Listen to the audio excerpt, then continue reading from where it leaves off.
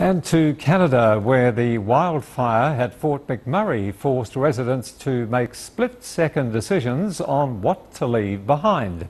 But for one family dealing with the death of a loved one, the rush to relocate was anguishing until a funeral home stepped in to help. CCTV's Jim Spellman explains.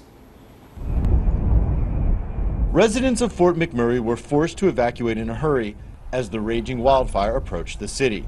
Many were forced to leave behind some of their most cherished possessions, but funeral directors Andrew Montgomery and Marlene Sampson knew they had to find a way to transport what could be considered their most precious cargo. That's Mr. Goloski. Richard Goloski, a lifelong resident of Fort McMurray, passed away shortly before the fire, and his family was evacuated before services could be held.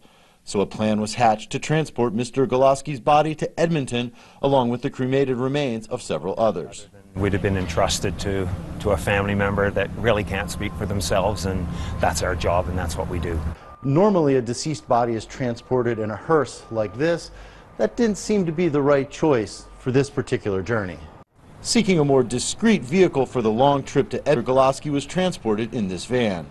Specifically designed inside to carry a stretcher. So with Andrew Montgomery at the wheel and Richard Goloski on a stretcher in back, they made the long journey to Edmonton just hours before the fire tore through Fort McMurray. Leaving Goloski behind was never an option. Not one moment, not 1 second. That was my priority. I have compassion to spare. Once in Edmonton, the deceased was reunited with his family.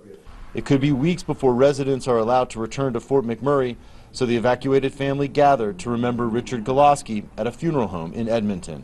He was a trapper, a hunter and a trapper. He was very proud of that, and he taught myself and my brother how to live off the land. Goloski will be cremated and his remains returned to the place he called home. Sure, he's up there smiling, laughing down at us, and on his face for sure. He's getting a lot of attention. Jim Spellman, CCTV, Edmonton, Canada.